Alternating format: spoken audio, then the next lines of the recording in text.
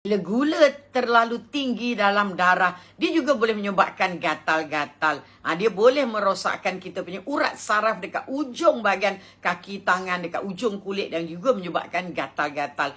Yang paling penting, kencing manis boleh menyebabkan buah pinggang rosak. Buah pinggang rosak boleh menyebabkan gatal-gatal. Macam mana caranya?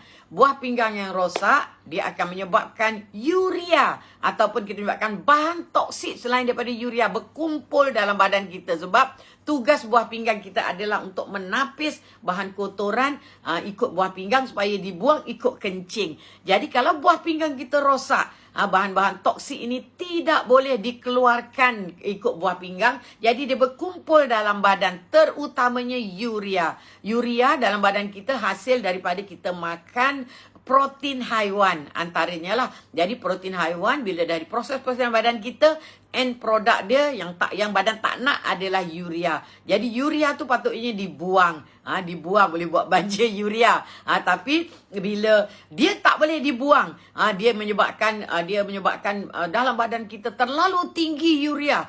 Terlalu tinggi urea menyebabkan dia pergi ke kulit, kat salur darah dekat kulit, menyebabkan kulit kita bertindak balas kepada bahan toksik ini, menyebabkan kita gatal. Siapa dekat sini ada saudara mara ke atau diri sendiri yang ada buah pinggang rosak dan ada gatal-gatal. Jadi sebab tu kalau you nampak ada orang menggaru saja, you tengok muka dia macam pucat, you tengok muka dia lain macam, tak sihat, kemudian dia mungkin ada diabetik, dan dia cuma makan ubat saja tak pernah cek, better suruh orang tu pergi cek sebab mungkin buah pinggang dia rosak. Jangan ambil benda tu ringan sahaja. Okey, kalau hati kita rosak juga, sebab you kena tahu bahawa hati kita memproses banyak benda berlaku dalam badan kita. Hati kita yang menetralkan kita punya bahan-bahan toksik. Hati kita yang menetralkan kalau ada invader toksik, ada chemical yang kita makan. Semua hati kita ni sebagai umpama lilin membakar diri. Dia sebenarnya yang mentoksikkan atau yang toksikkan semua toksik-toksik dalam badan kita. Yang ada, yang lalu kat tempat dia semuanya dinyah toksikkan dalam situ. So, kalau hati kita ada masalah, so bahan-bahan yang patutnya dinyah toksikkan ataupun dinetralkan dalam hati kita tidak terjadi. Jadi ini menyebabkan bahan-bahan toksik itu pergi ke seluruh badan kita dan kulit dan juga ke salur-salur darah yang ada dekat kulit kita dan menyebabkan kita rasa gatal-gatal. Jadi kalau you ada gatal-gatal, jangan ambil macam ringan. Sebab mungkin you ada masalah-masalah yang besar ni. Mungkin juga you ada masalah thyroid yang overaktif. Thyroid yang overaktif juga akan menyebabkan ada masalah gatal-gatal. Dan satu lagi common juga yang boleh menyebabkan gatal iaitu kanser darah, iaitu limfoma.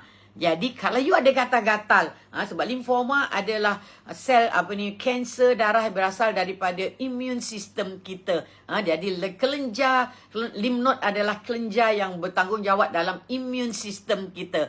Jadi bila kelenjar kita invade oleh kanser, kelenjar kita jadi kanser ataupun invade oleh kanser, dia menyebabkan sistem imun kita jadi tak tentu hala. Jadi ini menyebabkan banyak toksin kat dalam badan kita dan ini menyebabkan juga kulit kita akan rasa gatal. Jadi yang paling sering yang boleh menyebabkan gatal ni adalah kanser Hodgkin lymphoma ataupun cutaneous T-cell lymphoma. Itu sebab dia invade dekat kulit saja. Dekat kulit saja. That's why belum dia naik, kita akan rasa gatal-gatal. Okey, yang masalah hati tadi, selain daripada hati tu rosak, hati rosak banyak sebabnya lah. Salah satu adalah mungkin you ada penyumbatan dekat salur hempedu. Kalau you gatal-gatal aja, mungkin hempedu you saluran saluran daripada empedu, daripada empedu dia keluar pergi kat usus, pergi dekat liver semua. Saluran tu mungkin sumbat. Jadi saluran tu daripada hati pergi dekat empedu tu mungkin sumbat. Jadi itu menyebabkan empedu kita tak boleh jalan. Jadi bila empedu tu tak boleh jalan, itu itu juga boleh menyebabkan toksik dalam badan kita, dan kita punya dia boleh menyebabkan orang tu akan kuning, sebab dia ada obstruction kat dalam saluran kat hati dia. Bila ada penyumbatan dekat saluran kat dalam hati dia, menyebabkan kita dapat jaundice. Jaundice tu maknanya masalah kuning. Bilirubin you akan berlebihan, dan bilirubin yang berlebihan ini akan menyebabkan kita gatal. You pernah tak nampak ada budak kecil yang ada masalah hati, masalah saluran dekat hati yang kuning? Yang kuning. Jadi you nampak macam matanya kuning, perutnya buncit sebab ada masalah hati, dan you tengok dia akan menggaru saja sebab disebabkan oleh toksik daripada bilirubin tu.